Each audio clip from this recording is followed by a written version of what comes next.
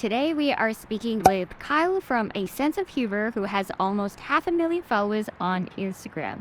Kyle is not just a photographer, but he's also a creative director, and I think the best word to describe him would be an artist. Kyle has worked with global brands like Sony, DJI, Expedia, and lots more, and today he's going to share with us how he comes up with his epic ideas, how he networks with brands to get them to notice him, and also how he continually comes up with original ideas in this industry full of copycats and trend followers. Let's get into it. Dream your future, create it today. First of all, I know that you went to school for graphic design, is that right? Yeah, I went to school for my graphic design degree at the Kansas City Art Institute. Right.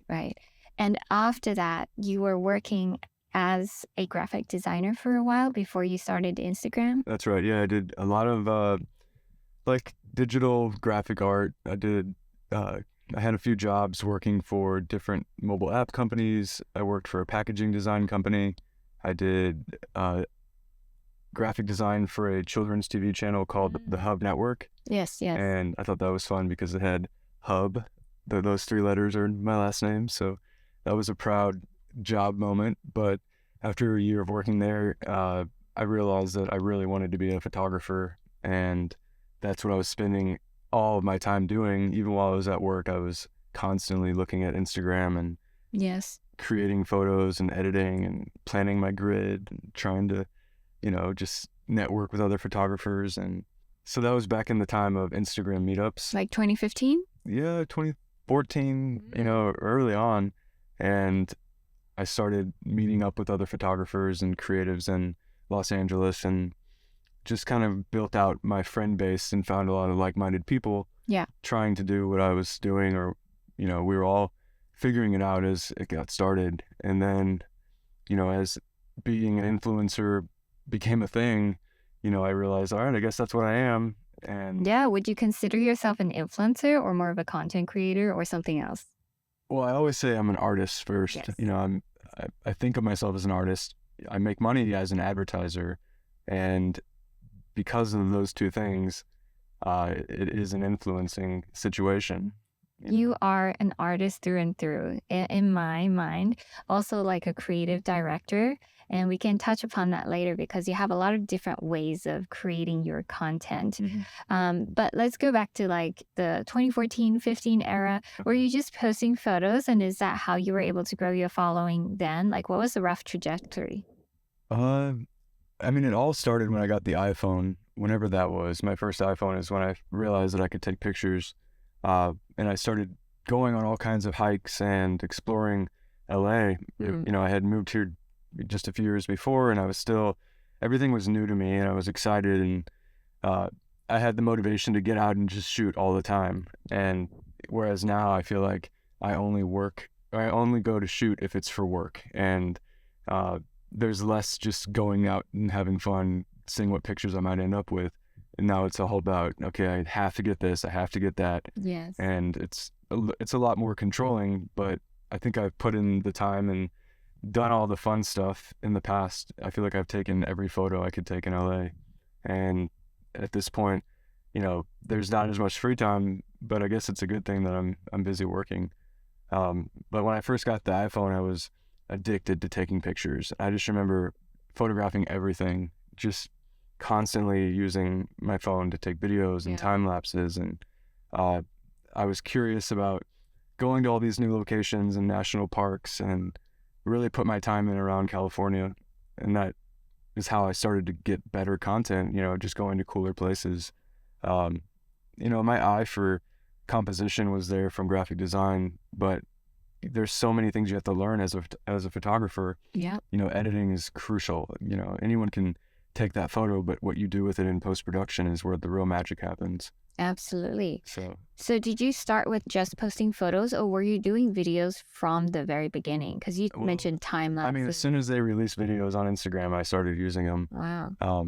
But before that, I was just posting pictures and trying to figure out my style. There was a lot of that process of just like going through my photos and trying to find a consistent theme, or that was back in the days when I was really interested in just different types of photography, playing with perspective.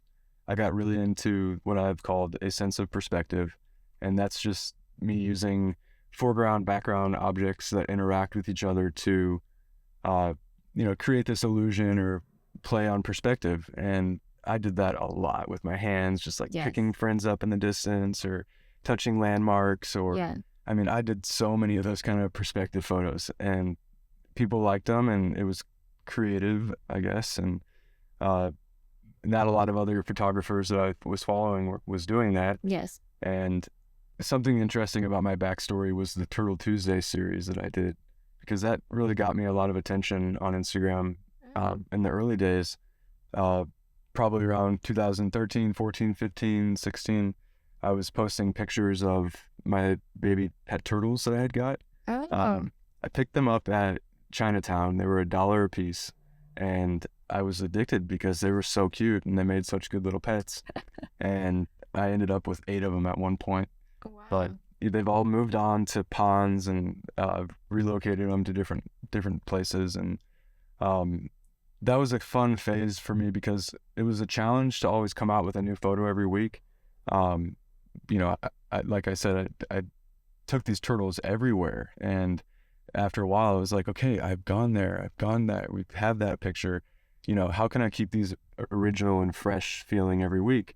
And I think that's an important part of my path as an artist, is just trying to always do something different not getting stuck on the same idea or repeating myself. Or a lot of photographers will tend to have this style of work that they like to shoot and that does well on their page, whether it be the mountains or the beach or sunset photos. But then they don't evolve much. Yeah, their work doesn't evolve. Yeah. And I've watched their profiles and their posts over the years. Of course, I still follow and support them, but a lot of the photographers don't really evolve. They just stick to what they know how to do, and they just keep posting that same stuff every day, and it becomes monotonous and repetitive in a lot of ways. Yeah.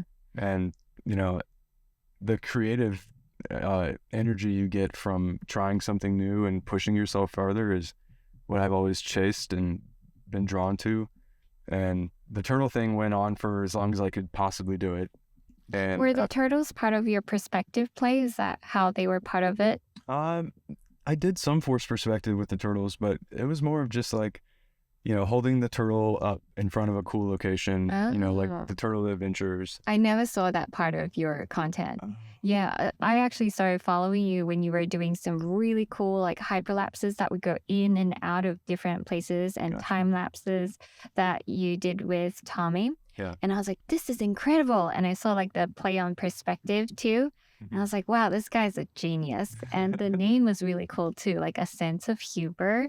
The play on your handle name is really creative as well.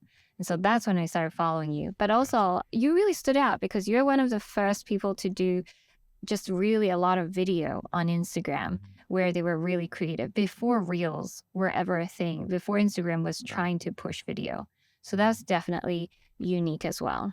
Yeah, and it's interesting because as video has become so popular on social and TikTok and all these other apps that promote short form content, and people are good at it. Yeah. People are really good at making edits and using their phone to pull off some incredible VFX and transitions, and there's just a lot of talent out there. And the more I saw that becoming popular on TikTok and then on Instagram Reels, I realized that there was this constant copycat syndrome going on, where every person that was getting views was taking that idea from somebody else and recreating it almost to a T. Yes. Whether it be the dance videos or the just different VFX videos that have been popular over the years.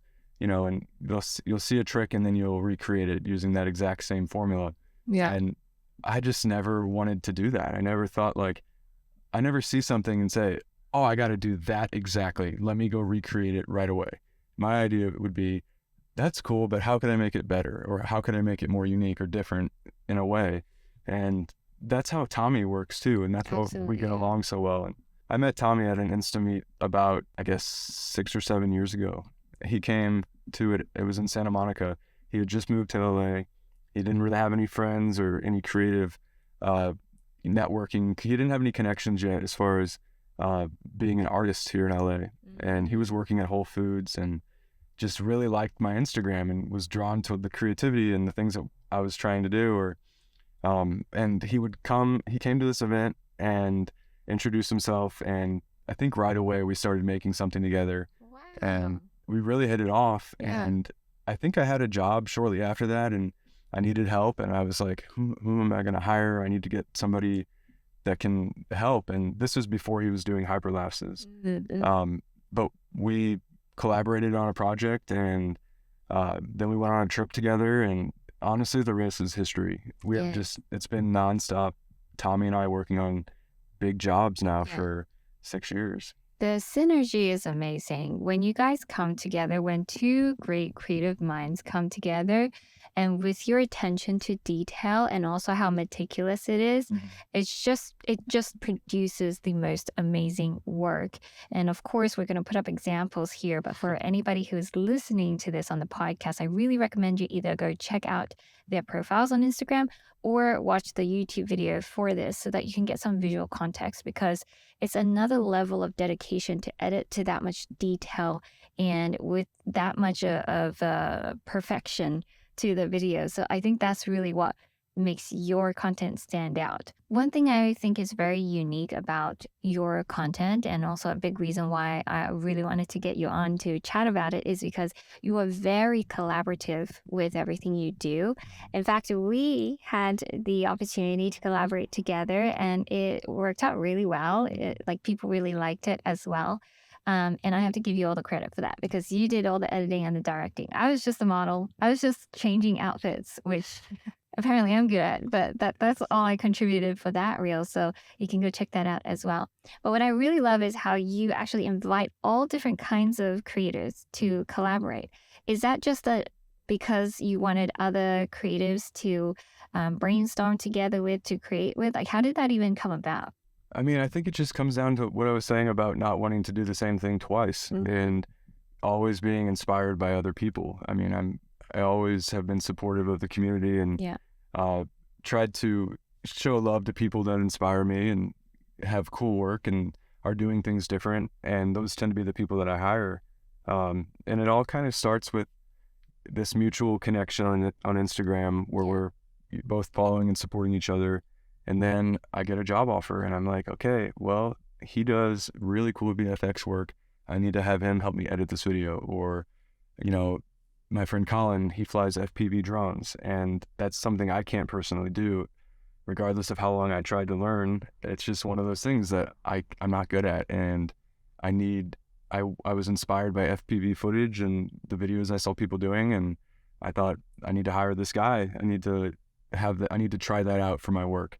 And now we've worked together, I guess, 4 jobs, coming up on 5 this weekend. Wow. And I do still want to get more creative with FPV footage. I think there's, a lot of creative opportunities to use transitions and do things other than just a really cinematic flight. Yeah. I see a lot of drone pilots doing epic flights, but there's still some creative freedom that could come from that. So we'll see what happens. Maybe there's not enough of a theme or a storyline to their drone flights, even though they are super epic. I like to put concept into what I create, and whether that be with matching colors, with whatever shirt I'm wearing, it may be the brand color that I'm partnering with. I tend to do that a lot. Just the little details that, add to the overall presentation. It's, I guess, the graphic design background where you're visually communicating and you're taught to portray a message or, express some sort of emotions or feelings. And that's what being creative comes down to, is doing it in a way that is different, but also, accomplishes something. Yes. In this current culture of the influencer world and content creator world, there's just so much copying. And people think that we need to hop on trends in order to grow or whatever. But then it turns into just a whole lot of copycats where there's very little originality. But it's great that because when you work with other creators, then there's very little chance for you to just end up copying because you have two creative minds coming together and you'll come up with something completely unique. Even when we worked together, we did have like a reference video of someone doing a cool transition, but what we created was totally different to their video, and nobody would ever look to that and be like, oh yeah, you are copying them. Right. And I think that's the point of creating. Yeah, I mean, I think it comes down to respect too. It's like if somebody else came up with something that was new, and which is very hard to do, something that you hadn't seen before, you know, either you give them credit that you're using their idea, or you try to make it different enough where you don't need to give them credit. Yeah. So when you work with these creators, you've worked with an FPV guy, VFX, Tommy for hyperlapses, and are there many others? Yeah, there's some others. Just different people who help me film and capture stuff. Yeah. My friend Andrew Optics has been a big help in a lot of my projects. You know, there's just people that are good at certain things, and if you have those abilities on your, if you have those tools in your tool belt, and you get better results. And you know, if I'm doing a job for Sony where I need somebody that really like knows the camera and can dial in super sharp shots and get all of the settings right, I can count on somebody like Andrew because he's an expert. Yeah. You know, and I've worked with so many different creators. I used to work with this girl, Tiffany Penguin, and she's an amazing travel photographer. She's so good. And, you know, just our paths have kind of gone different ways. We haven't worked together in a long time, but some of my favorite work came from those collaborations, different trips that we went on together. Yeah. So in terms of those collaborations, I'm sure people might be curious, how do you allocate the pay? Is it dependent on the project? Is it dependent on the person, what they want? Or is it just you treat them as another personality on that campaign? Yeah, I think each job's a bit different because some budgets are bigger, and when the budgets are bigger, then more I can afford to pay the help. But if it's something like a tourism campaign where I'm making this long minute hyperlapse video, I know how much effort it takes Tommy to help me create, so I'll split the budget with him evenly. And, you know, it takes a lot to do that because a lot of people will hire an assistant and pay them 10% or 20% of their total budget. But I feel like he deserves it because of how hard those things are to make and how many grueling hours he spends in front of his computer pixel fucking. Yeah. You know, it's like, this is hard work. There's no easy way to do it. And that time is value and time is money. So yeah. Speaking of that, can we talk about the process? You just posted a reel for American Airlines, right? You went to New Zealand for this press trip, and it's an epic video. It's like 1 minute long, and it just keeps going on. It keeps blowing your mind. And I read in the comments that it took you 25 hours to edit that. Is that right? No, 200. Right, 200. Oh, you know what? The why I said the number 25 was I was like, okay, 200 hours divided by 8, that's 25 days. Oh, yeah. So it's 25 days of full-time editing work. Yeah. Wow. It's about a little over 3 weeks of work to get that one done.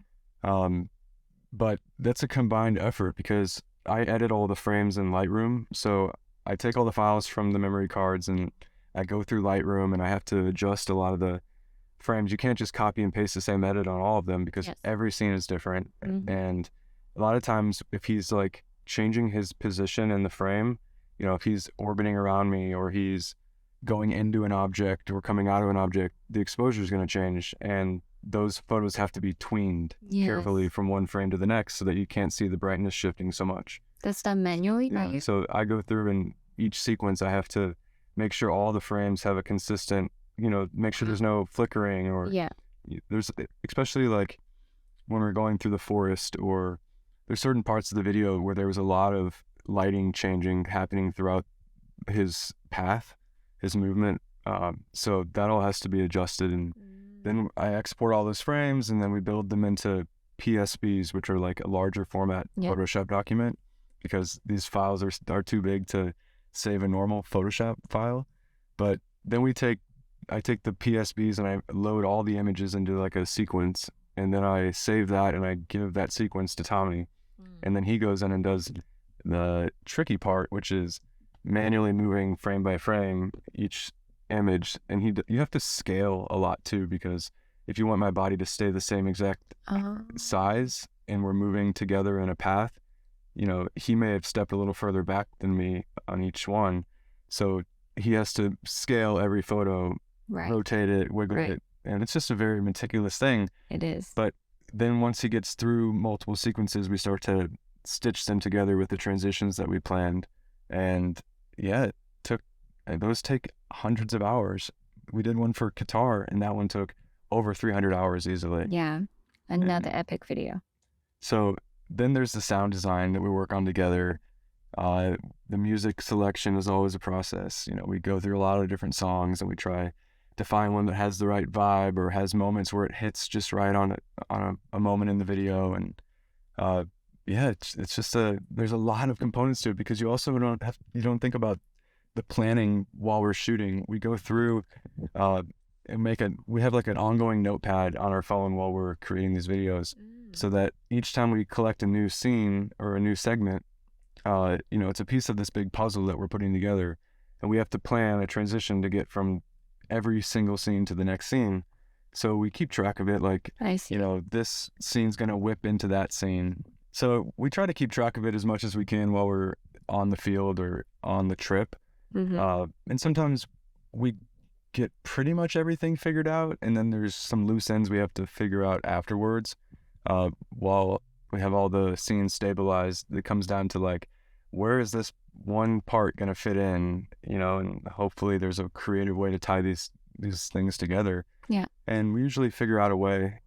Like I said, Tommy is a brilliant guy, and I couldn't do any of this without him. He really pushes my work further, and we've done these hyperlapses for 5 years at least, and we're still coming up with a different way to do it and approach the camera path or the transition moments. And we say this isn't gonna be possible forever. We are running out of ideas.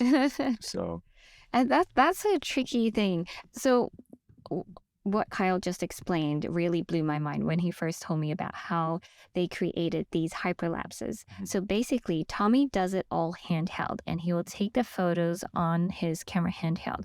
And then once you edit the coloring and all of that, he will go in Photoshop and cut out you as a subject, and then match each picture so that it all matches up together and it's extremely seamless, right? Yeah, so there are certain paths that are harder than others when editing.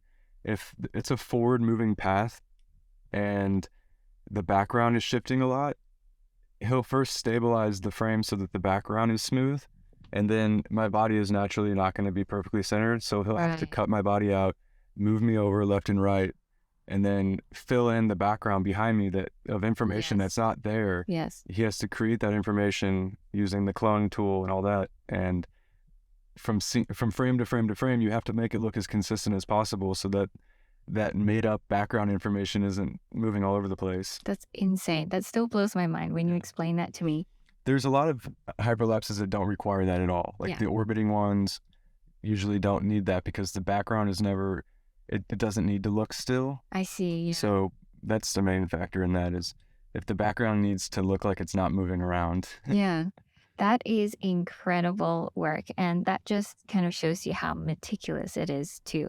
And even though you say like, oh, we're running out of ideas, I really do feel like every time you guys do a project together, it's still always unique. And there's always something a little bit new added to the mix here. But yeah, that's the goal for sure. Yeah. I mean, otherwise it would be repetitive and start to feel old, but I don't know.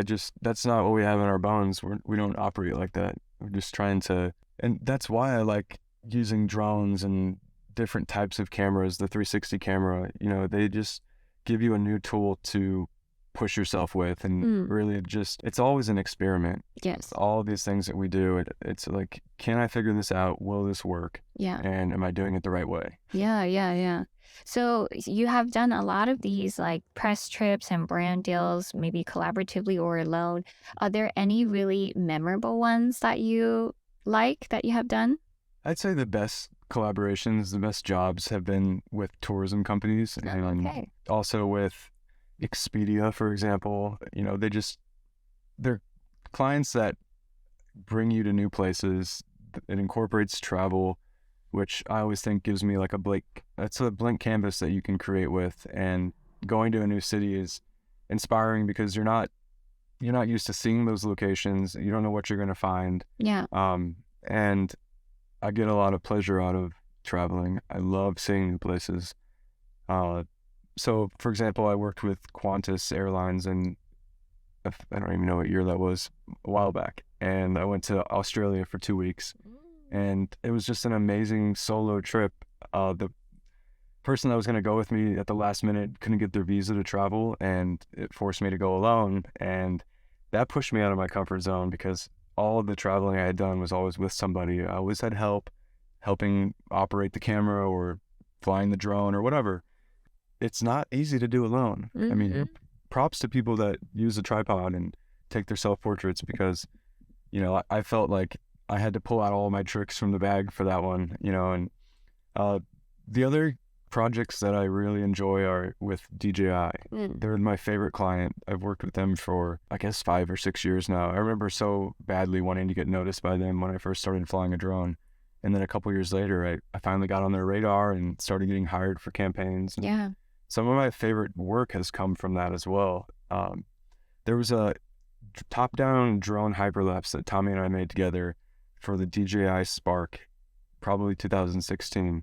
And we did our traditional hyperlapse work using a drone. So I was laying centered in all these different locations, and he would hover over me like 3 feet above me, take a picture, 6 feet above me, take a picture, 9 feet above me, take a picture, and go all the way up pretty high.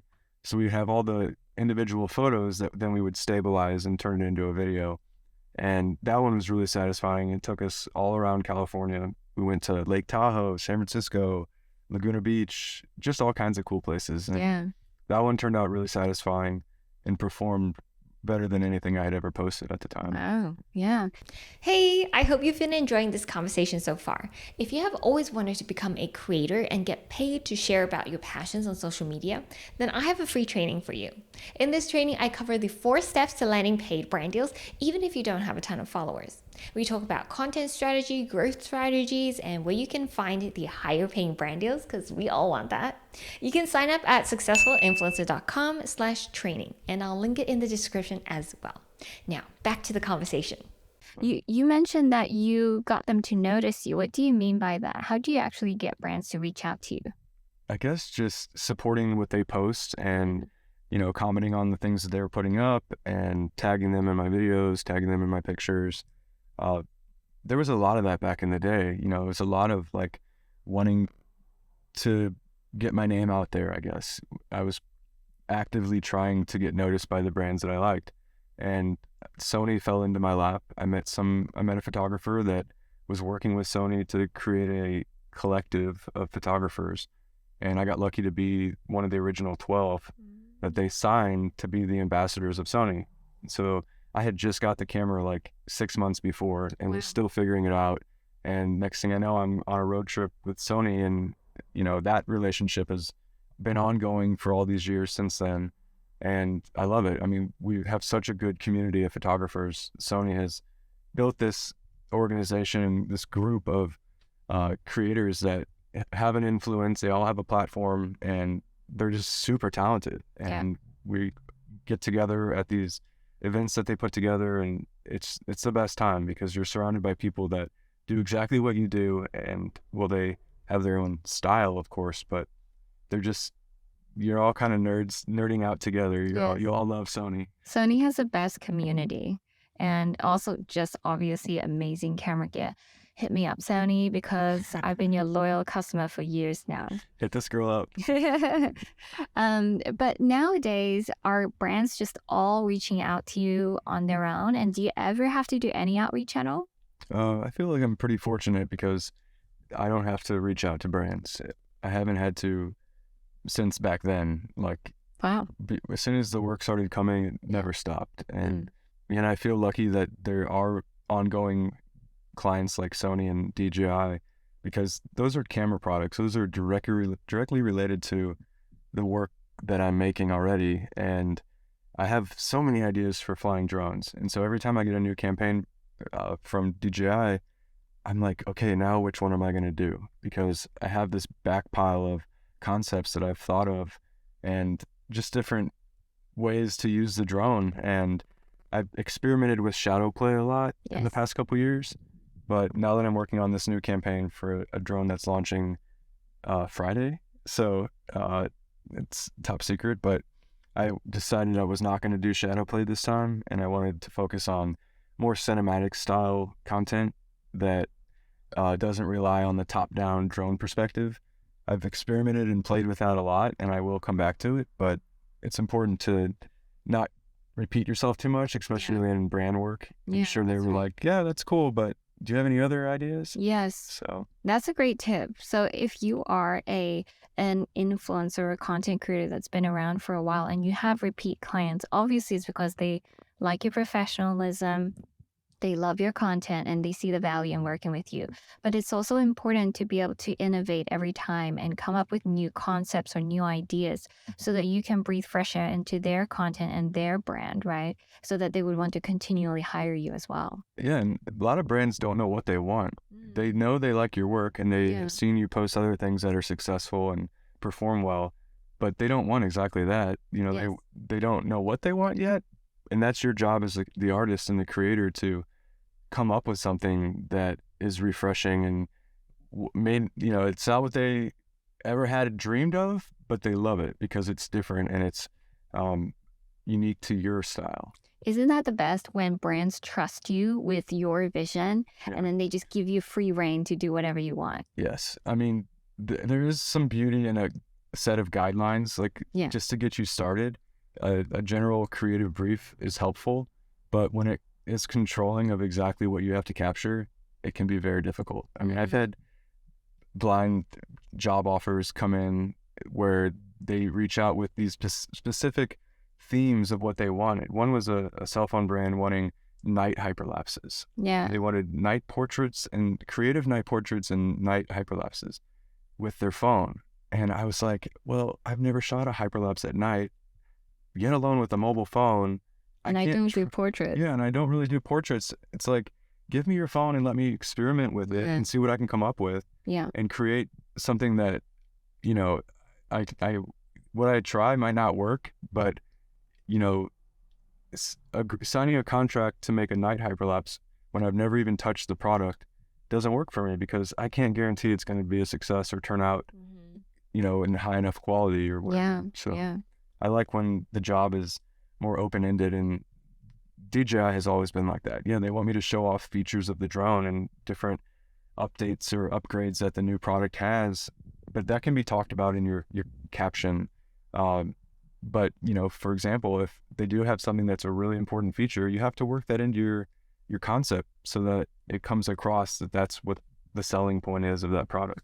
Yes, absolutely. I mean, advertising is, I feel like I'm a marketing agency, an advertiser. There's so many aspects of being an influencer, especially when you're trying to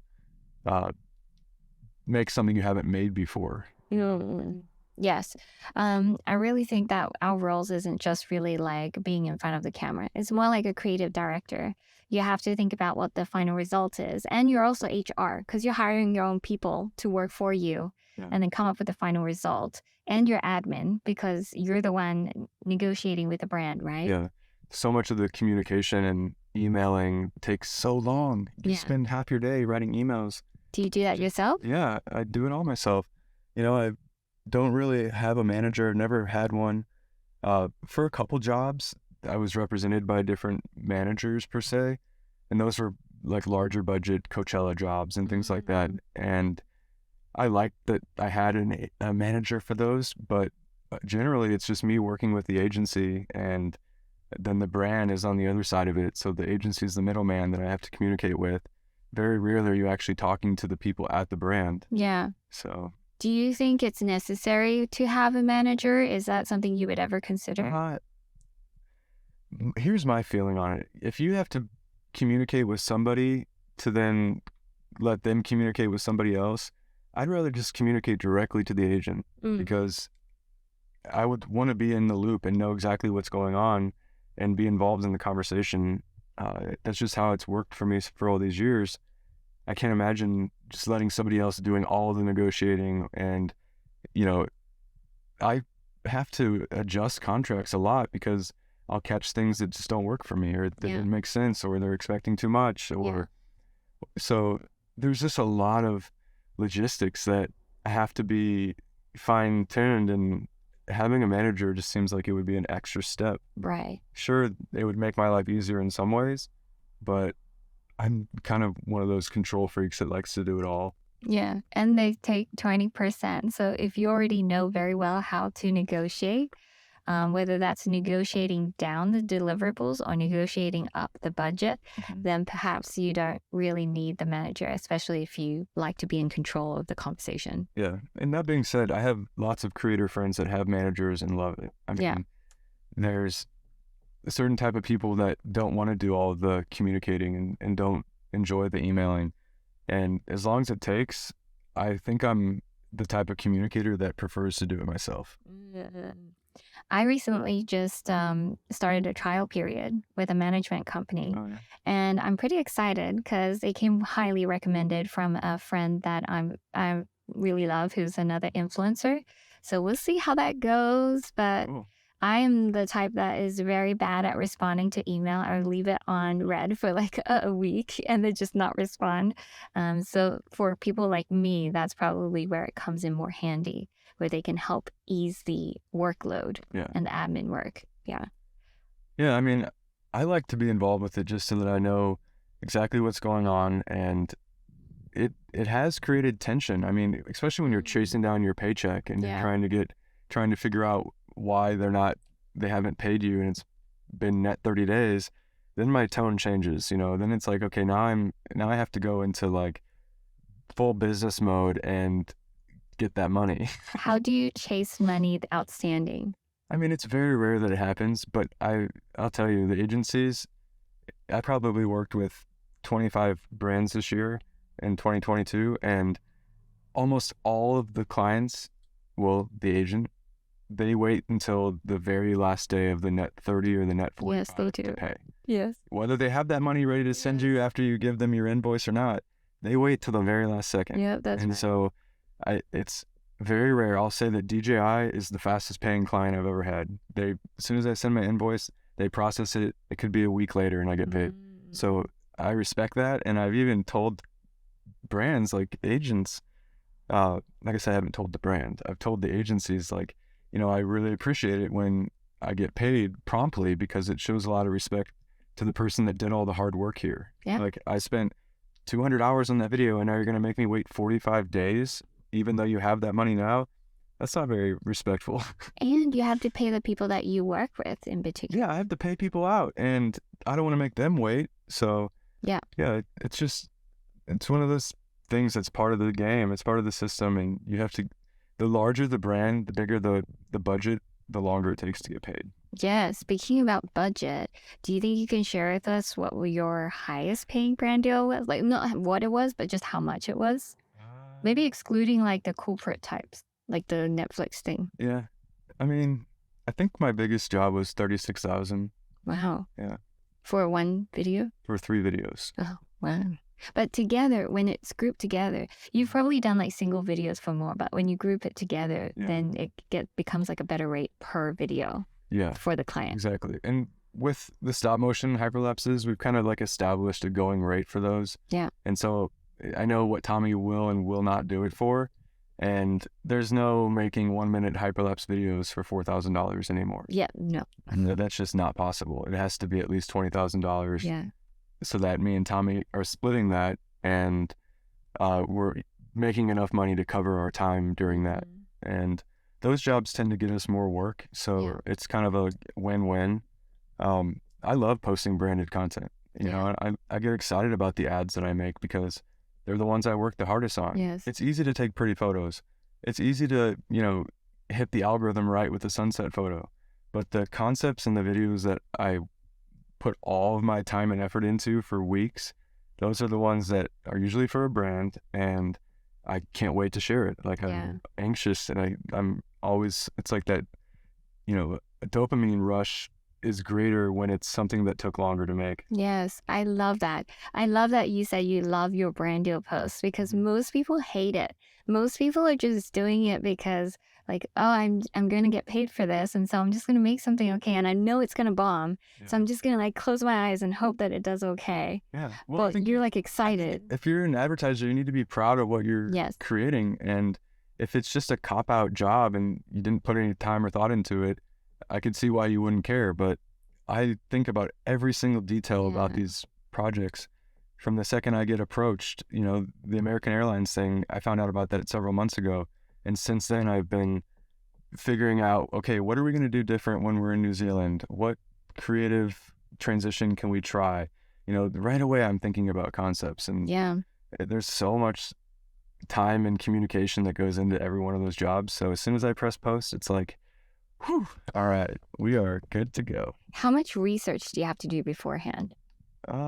Like research on Like the location? luckily with tourism brands and like airlines and jobs like that, the locations are usually part of their duty. Like they put together the itinerary, Right. and then I sign off on it. Like when we worked with Visit California this year, I suggested a bunch of locations. Then they got back to me saying, yeah, none of those are going to work because they're not really what we need advertised. You know? Yes. Yosemite doesn't need any more tourists. Lake Tahoe doesn't really need any more tourists. But Lassen Volcanic National Park up in Shasta County could really use some visitors. So it's like, all right, well then I guess I'm going there. And then, yeah, I looked up all the locations that they wanted me to cover. And when you work with tourism, it's very important that you go to the places that they need coverage of. Yeah. That's where they're hiring you. Yeah. You know, if you work with Arizona, like we have, you know, some of those locations there, like Sedona, we weren't allowed to cover because Sedona is too popular already. And so you got to kind of just follow what the brand needs. Yeah. They are a brand after all. So Fortunately, they turned out to be really unique places, especially the Visit California trip. yeah, I was pleasantly surprised by the locations that California sent us to. Yeah. My profile says Missouri raised, California amazed. And I've had that in my profile forever because it's so true. It's like, you know, I was raised in the Midwest and I'm, you know, blown away by the beauty that California has. There's so many places to discover. I've lived here for 12 years and I'm still finding out about national parks in this state that I'd never even been to or heard of. And, you know, that's inspiring. It's like this state has endless opportunity for content and for exploring road trips. And, yeah, so it's incredible. That was a kind of a dream client working with California because it's like, this has been my brand. My style is like SoCal, colorful. You are, yeah. You're the perfect embodiment of like California content, but in the most creative way. So that was just the perfect brand deal for you, I think. Yeah, and took that long to get noticed or recognized by them to a point where they would hire me. Yeah. But no, it's great. And once I got into the tourism realm of being a creator, it kind of was refreshing because I did so many product-based campaigns where it was like, advertise this alcohol bottle, advertise this t-shirt or these clothes, or just so many things that didn't really take me places. I'd have to take the product places in order for it to work. Yeah. You know, and it's like, now I'm just holding up this object or this product in front of a pretty location. Yeah. Whereas when you're promoting a destination, then it's not about a product at all. The location is the product. Yeah, and there's so much that you can get creative with. There's no limit to what you can do with the location. Right. To wrap up the brand part, is there a brand that you've been dying to work with or you really want to work with, but you haven't worked with yet? Or you've pretty much worked with them all? Well, I would say Apple because, you know, this iPhone is what made my career get going. And, you know, I think that that's a dream client for a lot of people. But last year I was contacted to do a campaign for them and spent 2 months of my time working on it, only for them to tell me that they scrapped the whole project. Yeah. And they didn't pay me a dime. It was all a big waste of my time. So I'm kind of over that. I wouldn't really care if they reached out today because I would demand a ton of money because they're one anal client. Like they're a very picky client and it's a ton of work. So that isn't really a dream anymore. I would say working for like Nike or I don't know. I I guess I've worked for the brands that I would like to work with. Yeah. DJI, Sony, like those are ones that I wanted to at first, and once it started happening, I don't take it for granted because those are awesome people. They're awesome brands to have on my back. Or those are awesome brands to have on my side. But yeah, I don't know. I'm surprised by some of the brands that reach out. They come out of left field. It's like, what? Like, how did you find me? Why am I a good fit? Yeah. But it's all about the creativity in the end. Hey, what you're watching right now is the video version of our podcast. Did you know that we also have an audio-only podcast? If you're on the go or you don't have YouTube Premium but still want to listen to the podcast, then head to Apple Podcasts, Spotify, or Google Podcasts to tune in. We also do audio-exclusive weekly minisodes where I answer one question submitted by a listener like you in under 10 minutes. And if you love our audio podcast, we would love for you to leave us a 5-star review on Apple Podcasts and Spotify. All right, back to the conversation. So then from here, do you plan to continue this path, like working with brands in the foreseeable years? Do you have any future plans to go into other platforms or do other types of income streams? That's a good question. I feel like you do such a good job about like expanding your business. You know, you obviously make awesome creative videos, and before that your photos were always jaw-dropping, and just the color palettes and the themes that you would create, your feed is always so impressive. So I feel like you're a good example or a good role model for how I should take my business and career to another level. You know, I could do podcasts, I could do teaching lessons, tutorials. There's a lot of things that I could do to help other people, but my challenge is that I don't have time.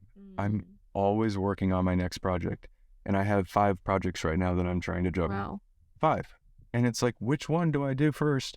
They all are due in the next month. Where do I begin? And so time is limited. I don't know how people like you find you have notes and storyboards and scripts for all these things that you do. And it's just so impressive because it's like, how does your brain not get fried? Yeah, it does get fried, actually. My brain is constantly fried. But one thing that I did do was I took a step back from brand deals for a while, so that I didn't have the pressure to keep up with engagement and also being very consistent on the feed.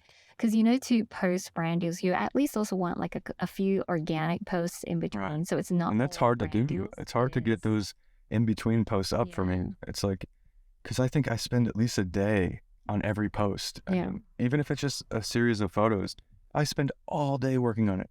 So there's no just like, let me just throw up a quick post. Yeah. It just doesn't work like that anymore. And I look back like, how was I able to post every day? Now I'm lucky if I can post once a week. Yeah. Yes, me too, actually. But what I can suggest is maybe you just take your best performing post from like 2 or 3 years ago and just pop it back up. And I bet it will still go viral and it will help keep that momentum going as well, maybe. And God knows I have an unlimited camera roll full of trips and pictures that I could still share that I've never seen the light of day. And I feel bad for those photos. They're all sitting there on the hard drives waiting to be posted. Would you ever outsource the editing? Maybe that's the first thing to I think I could do a better job of just trying to be more, like, to be honest, after I hit post, I'm like, oh, whew, I'm good for a few days at least. I don't think about posting again for a while. And then once I realize, oh my God, it's been 7 days, I have to post something. Then I'm like, oh great, here we go. And I had to start scrolling through my options and seeing what works, because I still plan my grid. I look at my feed, making sure that the colors are spread out evenly. And that will stop me from posting. If I don't feel like I have the right color to go up next, I have to wait. Me too. So it's just it's a lot. But as far as taking my business outside of Instagram, which for a while now I've wondered, how long is this wave gonna go on for that we're riding? Because it feels like it has a expiration date or something. So I feel like it has a bit of just social media and this world of making money by posting on Instagram might not always be there. It's gonna end eventually. I mean, we all saw what happened to MySpace. Facebook has pretty much died off, except for, high school friends and people like that. It's just, everything has a expiration date, it feels like, and I wonder how long I'm going to be getting these offers. How long will I stay busy? You know, is there going to be a time? And I thought during the pandemic it was going to drastically slow down, but then brands started finding The ways opposite. to hire creators to do stuff at home. So, and during the pandemic, I got hired to produce TV, like out of nowhere. I got an email from Dancing with the Stars, and they were like, "We love your Instagram. We're looking for a producer that can create cool things, but on a smaller footprint. You know, we don't need a huge production team for this." And I'm like, "Oh, well, I usually just work with me and one person, so this is perfect." But that I did 2 seasons of Dancing with the Stars, and I thought maybe this is where my career is going to go. Is this like the new door that's open that's going to lead to more and more TV work? And it hasn't yet, and I haven't really put myself out there as a TV producer, but that was good experience. I learned a lot from those 2 years. It was not easy, and it's definitely limiting. It limits your creativity because you can only do so much with hair and makeup and talent, and it's just, I felt so restricted. I really couldn't do what I wanted to do. But at least you know that you can take your skill set and bring it to many other industries and areas, and you can still do this. Even if, let's say, Instagram disappeared tomorrow, you would have this really great portfolio and skill set to take with you. I think I'll be an advertiser for a long time. I feel like that's my path. That's what I've created for my, you know, next 5 or 10 years ahead. But I would like to make music videos. I would like to work on a longer film, you know, something that's maybe not hyperlapse, not stop motion, but just a really good movie that has my particular eye for composition or color or whatever. So maybe that's the future. But are you looking at any particular platform? Not platform. I'm just trying to be open-minded about, you know, all these skills that I've developed over the years. What could that lead me into? If it's not going to be Instagram anymore. Yes. Which would be sad. So I guess there's no end goal for you. It's ultimately just continuing to be a creative no matter where this takes you. Yeah, I mean, I'm 34 and I feel like right now I'm in the middle of the prime of my career. Like, I don't know how it could get better than how it's going now. I mean, obviously I could make a lot more money and have a lot more followers, but I'm content with where I'm at, and I feel like it's a good place. I'm getting to make art and challenge myself with these projects. I'm getting to travel. You know, I have still enough time to go to the gym for an hour a day. You know, it's just like there's certain things that I feel like my life is kind of on the right trajectory, and I'm not sure where it's going to be in 10 years, but maybe I'll still live in California. Yeah. You have freedom. You have an amazing community. You have financial, what's it called? Financial security. Yeah. I mean, that's really like the best of all worlds in one career. Well, now that LinkedIn is becoming popular again, I did like update my profile. And, you know, some of my animator friends are sharing their work on there and then getting noticed by brands and getting new jobs. So it's a good idea to basically present yourself as a photographer or advertiser on LinkedIn because, you know, I could become an art director at Nike one day, maybe, or something like that, or it's not related to social media, but you're still using those skills to create. So put your best work on LinkedIn, guys. It's a new way to get discovered. I mean, and the people that are on LinkedIn are involved in the business world. They're not as obsessed with Instagram as we are. Those are people that are hiring and networking and working on that professional level. That's where the budgets are. Yes. Great tip. I'm definitely going to go back and update my LinkedIn profile. I haven't updated it in like 7 years since I quit my job. So, well, they've not rebranded, but they've made profiles of bigger importance. You know, you can share your videos and your pictures and create a sense of community on there. So yeah. Well, it has been a very informative talk. It's getting dark. Yeah, it's getting dark as you can see When do we here. play music? I'm waiting for the coffee at the moment. Yeah. But I just want to say thank you so much for coming on the pod and chatting in this brand new car that you're actually working with for a campaign. And it was just very insightful to hear how your creative process works and also where your mind is going for the future as a creative. Even though there's so much uncertainty, Right. like you're not phased, like you're still very happy and confident and content. I think that's such a beautiful quality too for creators to have. Yeah, I feel like, the future, I'm excited to see where creativity and technology are going to take us. Because it's those two things together that have kept my interest in this lifestyle for so long. As new technology and equipment comes out, so do new ideas. They come from that type of gear. So I think you're inspired by trying new cameras. You have look at all the 3 cameras you have set up here and your Insta360 stuff, and you're pushing yourself with technology as well. So I'm imagining our careers will keep developing as the new next version of this camera comes out. That's right. So where can people find you? Oh, you can find me anywhere on social media at A Sense of Huber, and my last name is Huber, so that's where this brand name comes from. Yeah. Do you have a YouTube? Yes, it's on YouTube, Facebook, Twitter, TikTok, Instagram, you name it. Yep. I'm there. Okay. Thank you so much again for coming on. Thank you for having me. This is awesome. Yes. Thank you so much.